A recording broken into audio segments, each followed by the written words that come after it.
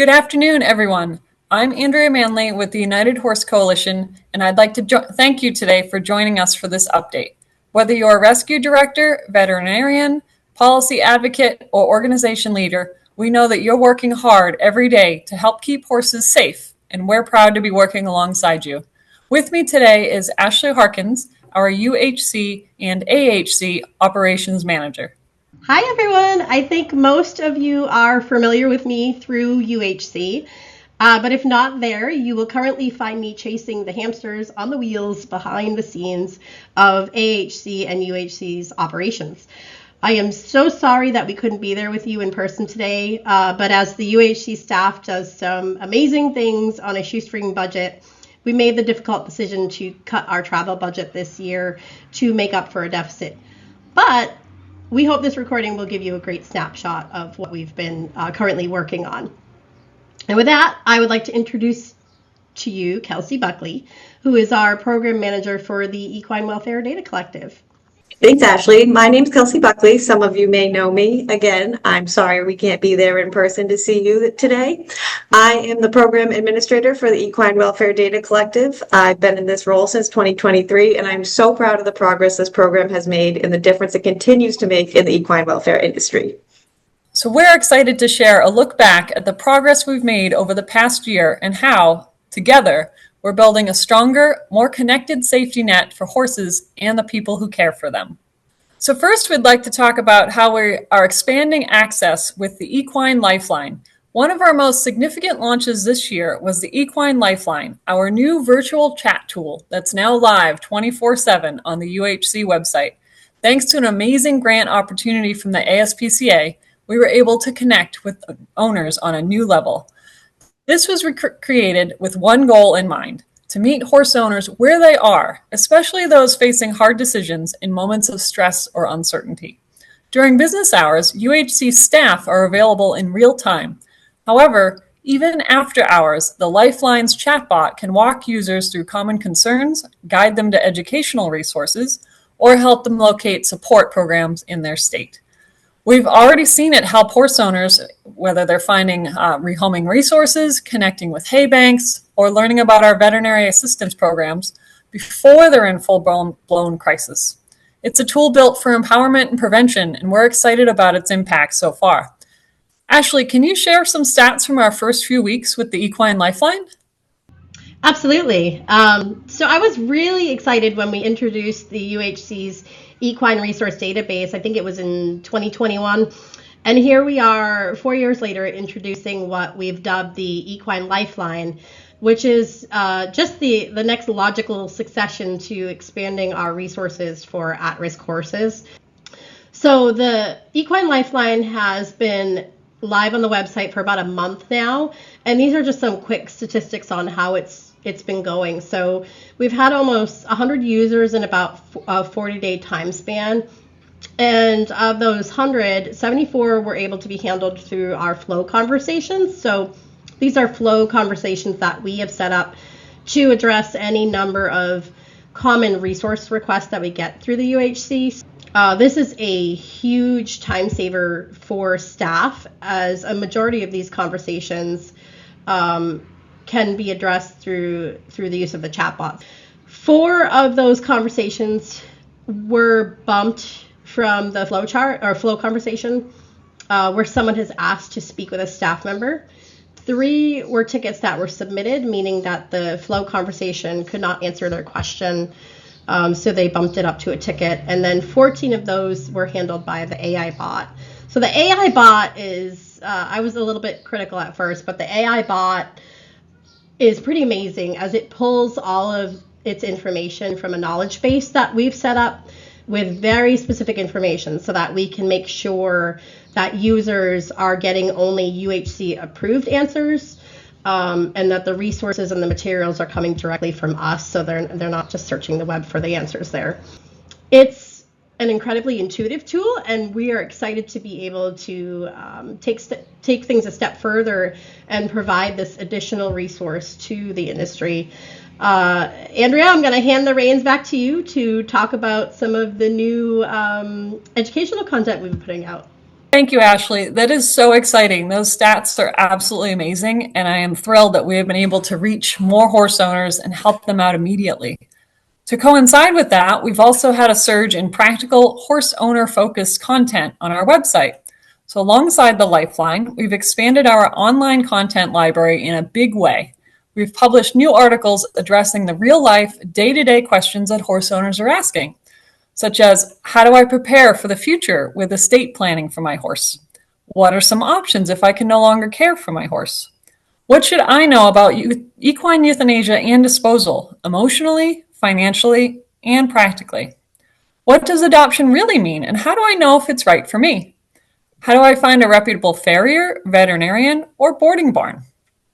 We've also included articles addressing each of our assistance options, explaining things such as what is a hay bank, when you should use one, when you shouldn't use one, and how you can help them if you're in a position to be able to do so. By taking the time to explain these resources, we hope that those resources in turn are better used. We've also tackled bigger projects such as how to start a rescue and, more importantly, why you should volunteer at one first. These pieces are meant to both educate and encourage, and they've been very well received by the public. So we have also launched the UHC newsletter. To help get content into more hands, we launched the UHC Equine Lifeline newsletter, and we're thrilled with how it's doing so far. We've had a 62% open rate across our first two editions, which is well above industry average. Each edition shares educational content, program updates, and seasonal guidance, all while serving another entry point to horse owners to discover tools and support systems that they didn't know existed. We plan to continue to create these newsletters quarterly, all while adding in new content to strengthen our website. By sharing these tools, we can reach more people and thus help more horses. So here we're also building tools for industry collaboration. Another one of our biggest projects was creating a comprehensive contact database of key state-level animal welfare contacts, including animal control officers, state veterinarians, and the state boards of health. To support that effort, we also developed a new set of articles and resources around recognizing equine neglect, understanding when to call for help and when not to, clarifying the roles of animal control, public health departments, and the veterinary authorities. These tools are meant not only to help horse owners, but to support industry partners like you who field questions or take action in difficult cases. We're especially excited as the National Animal Control Association, or NACA, has expressed interest in collaborating with UHC on a webinar on this topic, helping to educate the general public as well as ACOs on what equine neglect looks like, how to approach cases, and how they can work more closely with rescues and equine professionals. This past year, speaking of collaboration, UHC had the opportunity to serve as a consultant in the development of a new alliance of rescues and sanctuaries in Virginia. We help connect organizations, facilitate planning conversations, and share best practices from across the country. That alliance is now up and running and already showing signs of sustainable growth, and we hope to support similar efforts in other regions. And speaking again of collaboration, we've also seen more rescues sharing resources, cross-posting adoptable horses, and learning. These connections are powerful, and we believe they're shaping the future of equine welfare work. With that, I'll pass it over to Ashley, who will talk more about A Home for Every Horse and our work with rescues and sanctuaries. Thank you, Andrea. So for over 13 years now, I think it is, the United Horse Coalition has partnered with Equine Network Foundation on a program that we call A Home for Every Horse. It is through this amazing program that we're able to support the rescues and sanctuaries that support the at-risk horse population. And in the 13 years since its formation, our A Home for Every Horse members have adopted out, I think it's upwards of 17,000 horses, which is just absolutely astounding.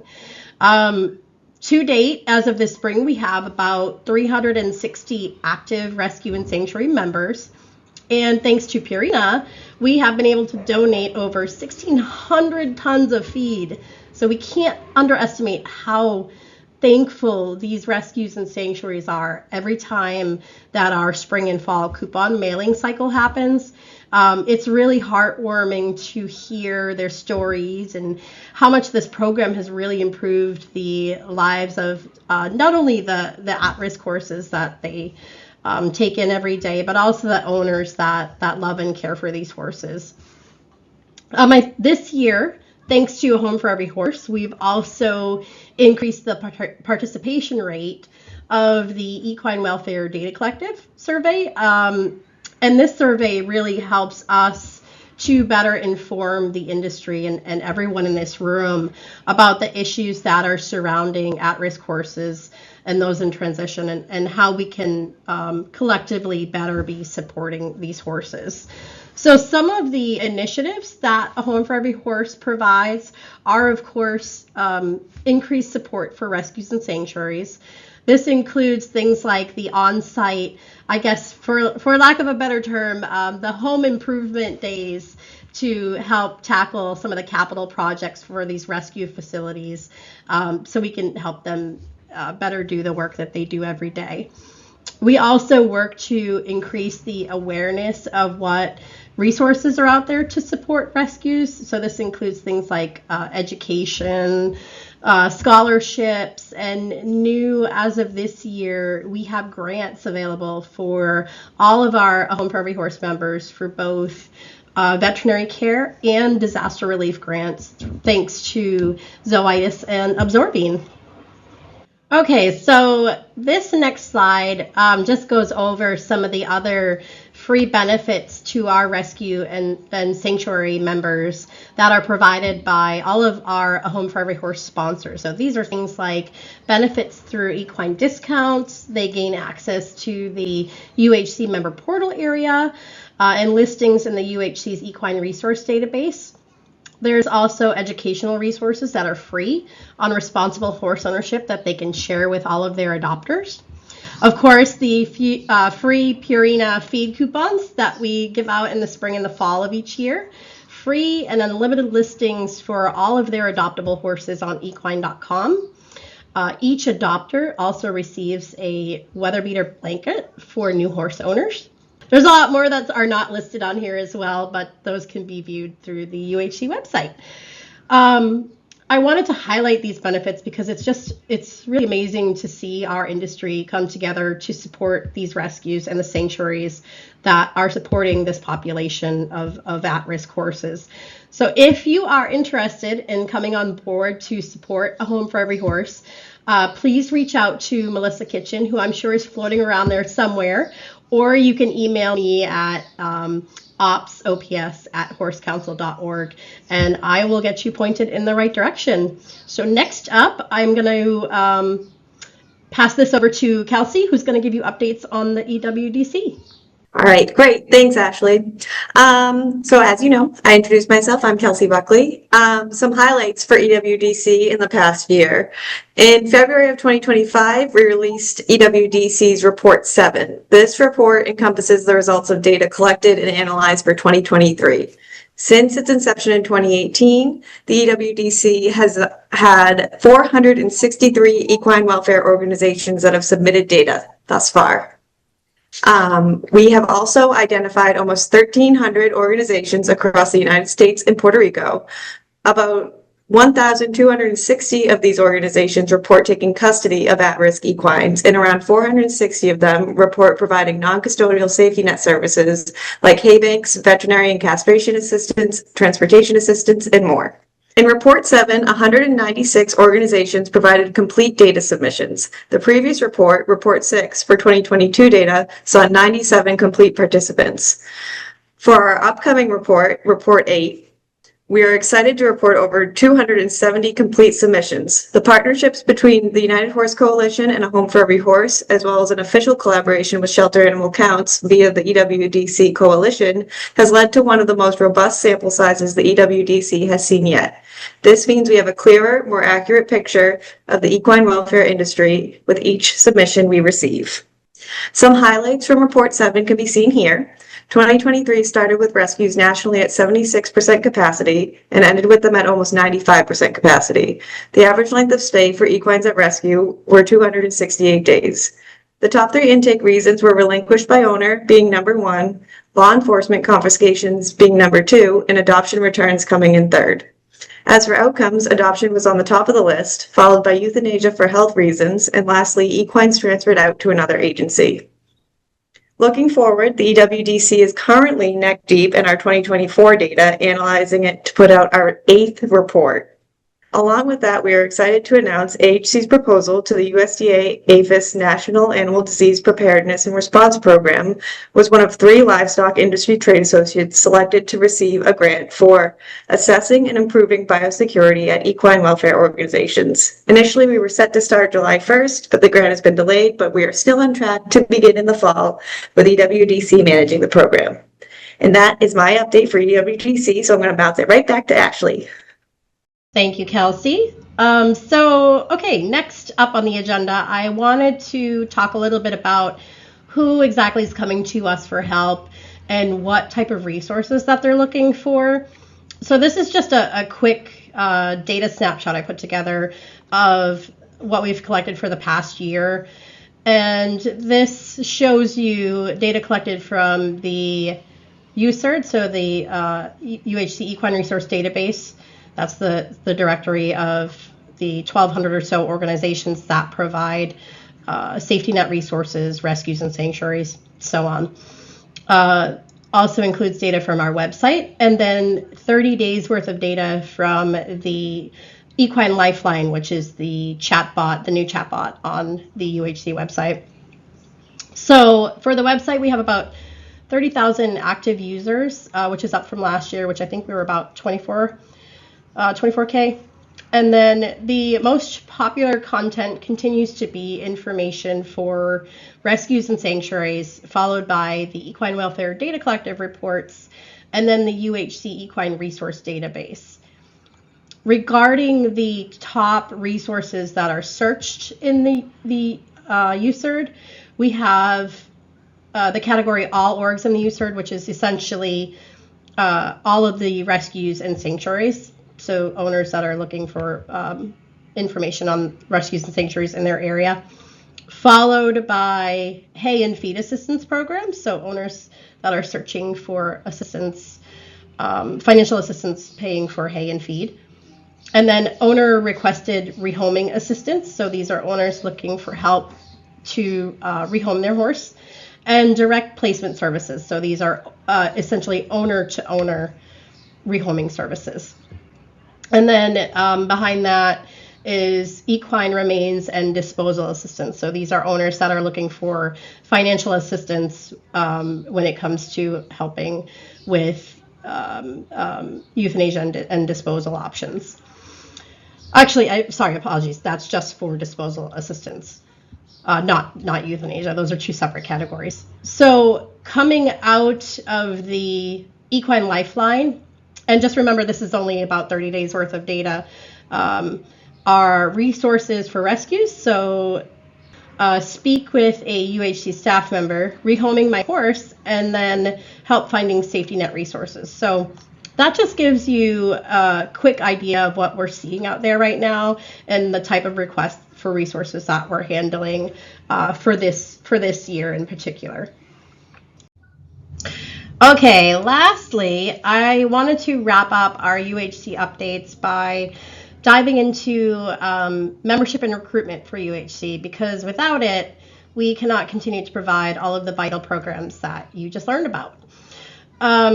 As a staff, we sort of went back and forth on just how transparent we should be, and we felt that the United Horse Coalition is too important to the industry not to be fully transparent with you guys.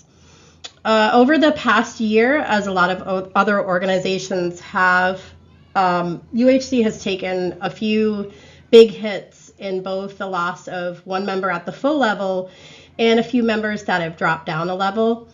And because the UHC runs on a very small budget with part-time staff, any hit like that is significant for us.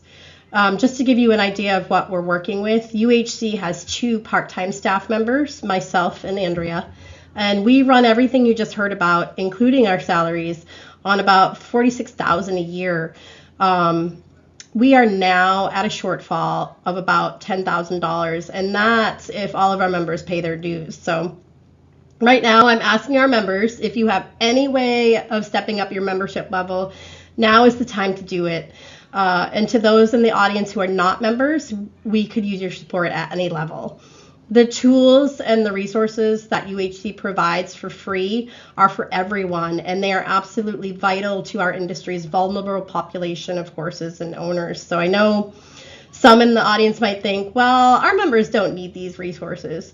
But let me assure you, your members all know of or have heard of someone who could have benefited from the resources that UHC provides. No one in this industry is immune to hardship, and the average horse owner may only be 1 or 2 bad months away from losing their dream of being a part of this industry. But regardless, if we have anyone in this audience who is not currently a member, please consider becoming one, or even just consider making a one-time donation to UHC. We could really use your help in keeping this program alive and well, and to continue to provide these resources to our industry. So with my doom and gloom out of the way, let me pass you back to Andrea, who is going to take a look at what's ahead for UHC. Thanks, Ashley. I wouldn't call that doom and gloom, but the hard truth, we need your support to help reach horse owners that are at risk and horses in transition, and your support can help continue these programs. And also fund our upcoming programs. So what's next? Looking ahead, we're focused on continuing to grow and refine the tools that we've already built. That includes, of course, enhancing the Equine Lifeline chatbot's capabilities based on user behavior, hosting educational webinars in partnership with industry leaders and organizations, continuing to publish new owner-first resources that meet people where they are, expanding our equine resource database to make sure every horse owner in need can find the help that they need and fast. I'd like to thank all of our partners. Everything we've done this year, has been possible because of partnerships with rescue organizations, breed organizations, veterinarians, farriers, law enforcement, and people like you. We want to thank each of you for the work that you've been doing on the ground, the support that you've shown the United Horse Coalition, and the belief that we all share that with the right tools, education, and collaboration, we can help every horse stay safe, supported, and in good hands. Thank you again for being a part of the UHC community. We're excited for what's ahead, and we're here for you, just like we're here for horse owners every day of the year. Now I'm going to pass this over to Kristen Warner, the UHC Executive Committee Chair, who's going to introduce our fabulous speakers.